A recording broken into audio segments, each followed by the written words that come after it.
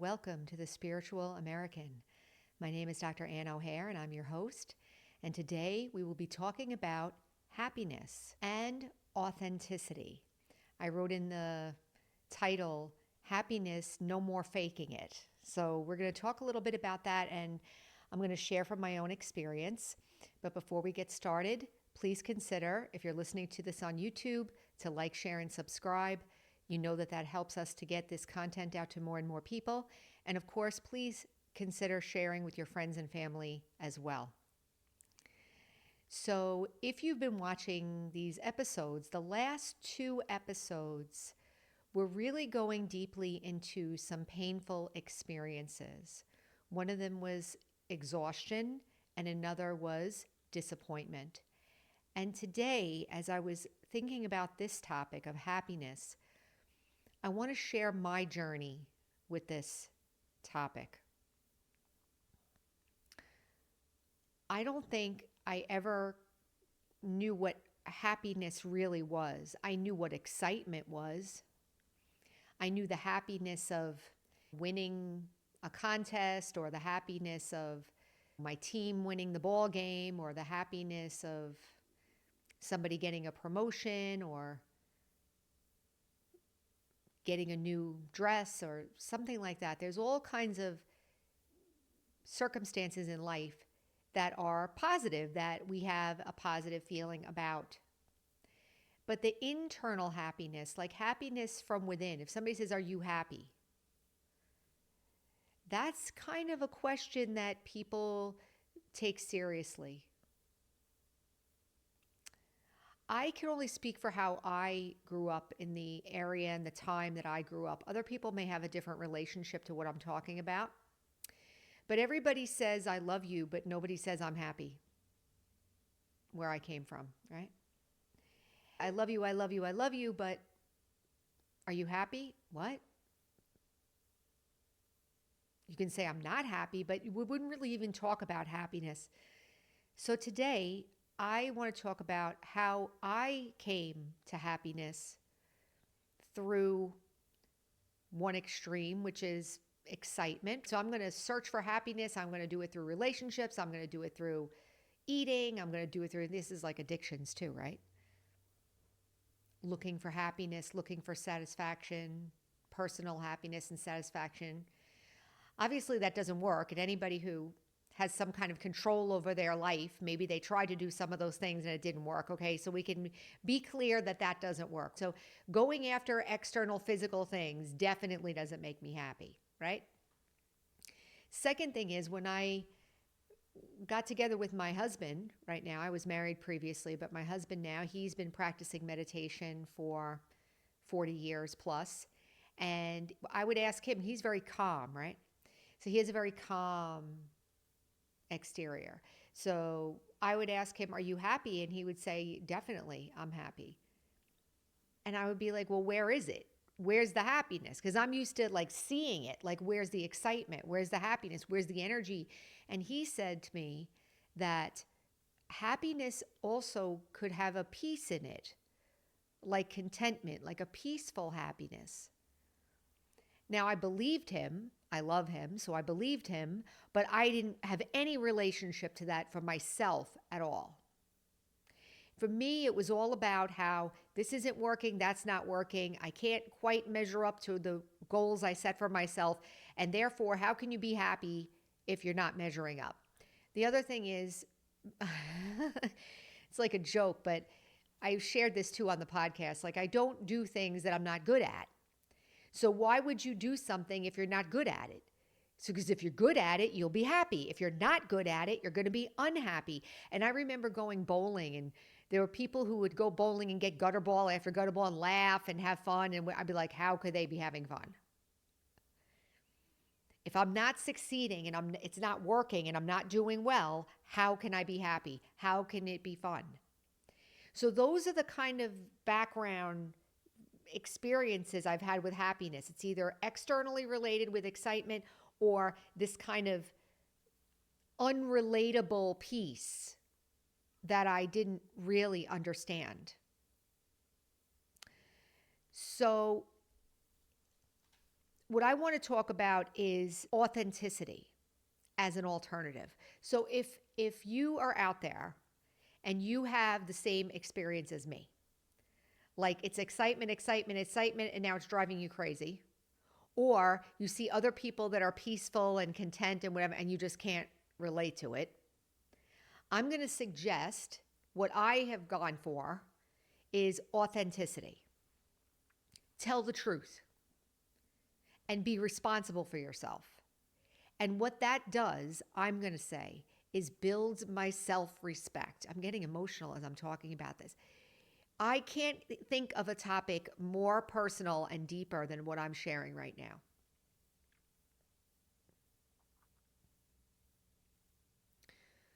I didn't feel good about myself because I was either comparing myself to external stuff, which I could never sustain, or I was always going after the next thing that I could achieve, or this idea of peace and being content or being happy with myself, comfortable in my own skin, all this stuff, totally unrelatable to me.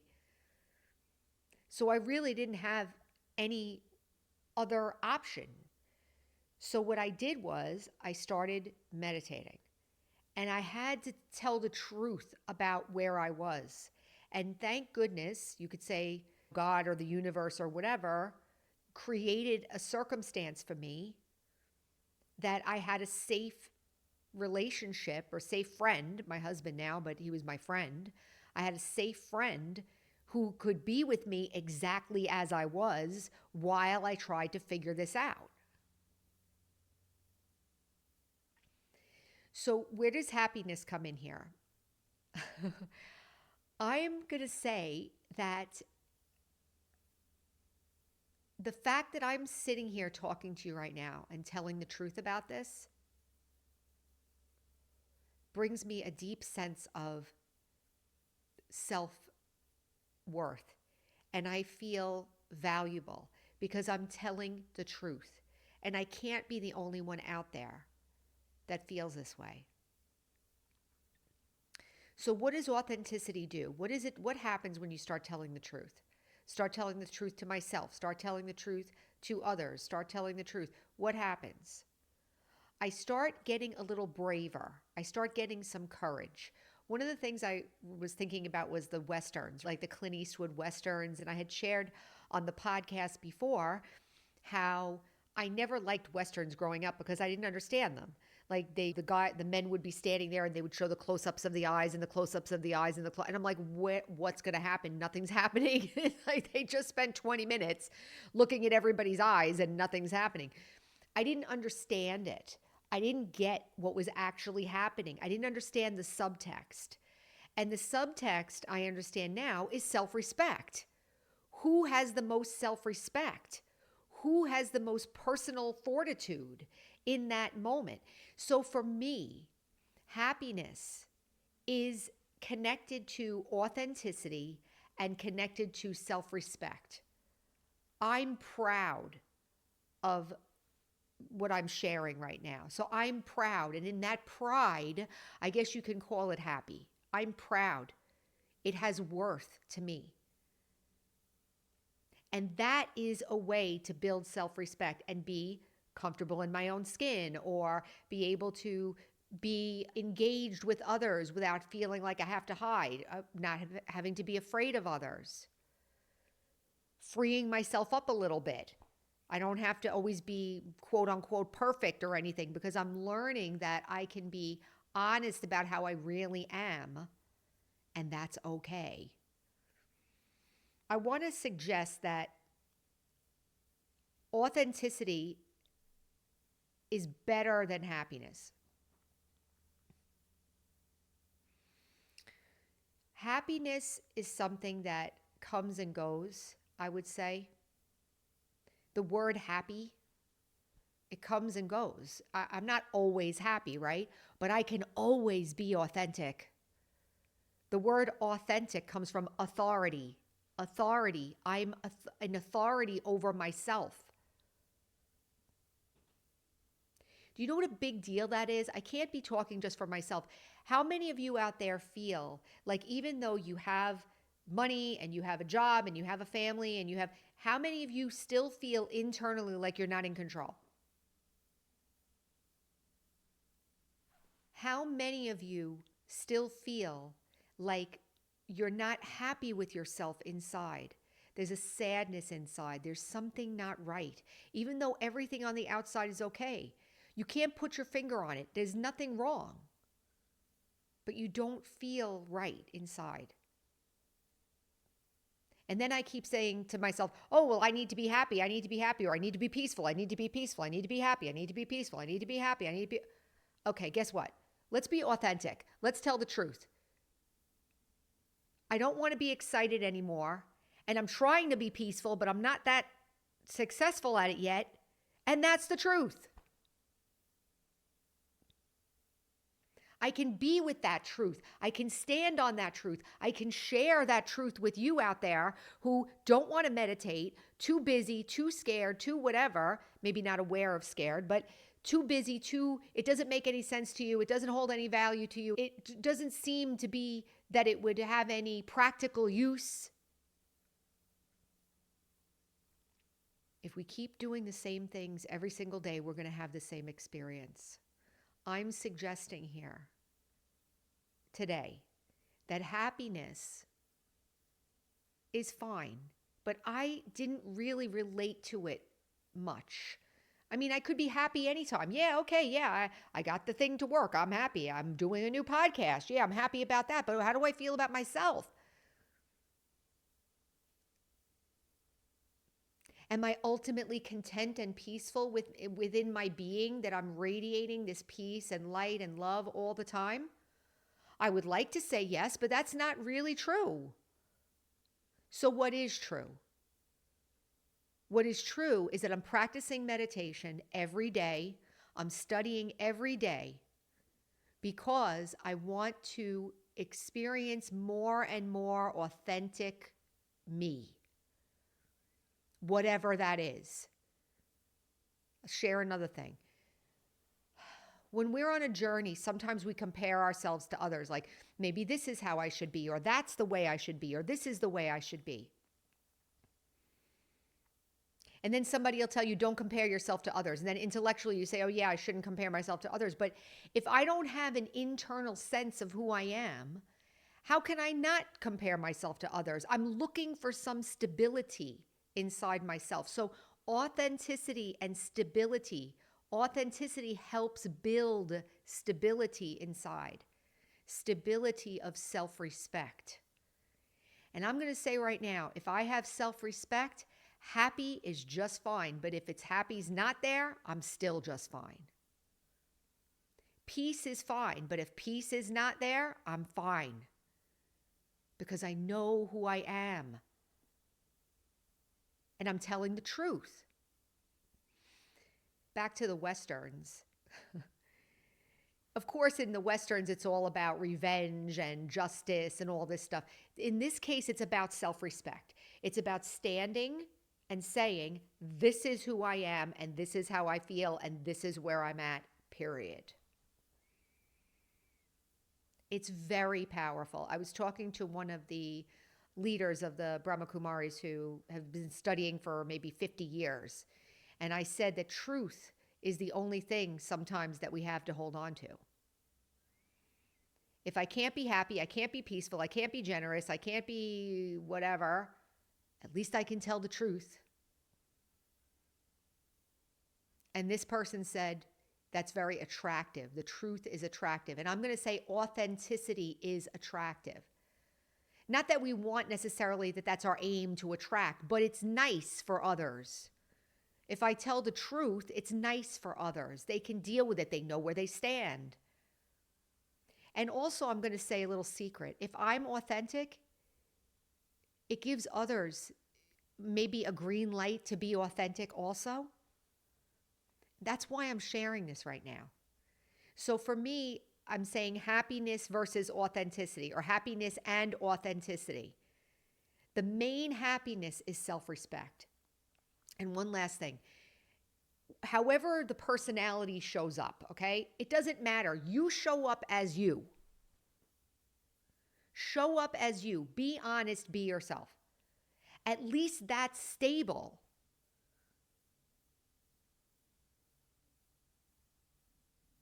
Now, I'm not saying if you're manipulating or angry or sad or whatever, that's myself. Oh, I'm sad all the time and that's me, or and I keep abusing others or abusing myself. I'm not talking about that. I'm talking about without the acting out part, without the abuse, without the negative side of it, the actual feeling itself. Just tell the truth. I feel sad and I have no idea how to feel better. Truth. At least you're starting on something real. So the other thing I wrote here was the realness, authenticity and realness. The trueness and realness is better. Authenticity is better. Because what happens if we're not authentic? What happens if I'm not truthful? What happens if I'm not telling the truth about how I really feel and how I really am? What happens? I start trying to conform to something else. Or I start blaming myself or start criticizing myself or start saying I'm no good because I should be like that. I should be like this. I'm not peaceful. Why can't I be like that? How about trying to be me first? There's this movie, Eat, Pray, Love, with Julia Roberts. And at the end of the movie, she was trying to find herself. She went to different countries and she's trying to find herself. And at the end, she's sitting in this ashram and she's like this spiritual place. And she said, you know what? She saw somebody doing had a silence tag, like they're going into silence. And she's like, that's what I need. I need to go into silence. And she's like, I definitely need that. I'm looking forward to this. I'm going to get my little tag and because that's what I need to be. And so she puts the tag on. And as soon as she puts the tag on, two things happen. The one girl that was in silence comes out of silence. So now she's talking and now Julia Roberts is going to try to be in silence. And then the director of the place comes in and says, listen, we need you to do a job in the ashram. She goes to find out what the job is. The job is about meeting and greeting and taking care of the new people and whatever. It's totally her personality. And she said, okay, take the tag. She took the silence tag off and put it on the table and said, I'm your man. What does that mean? And then in the voiceover later, she said, I'm not saying it this way. She said, God dwells in you as you. I'm going to say it this way. Nobody can take away what you really are, who you really are, and how you really feel. So why not hold on to that? Give it a chance. See what happens. Be like Clint Eastwood. Stand there, stand your ground and say, I don't know how to feel better.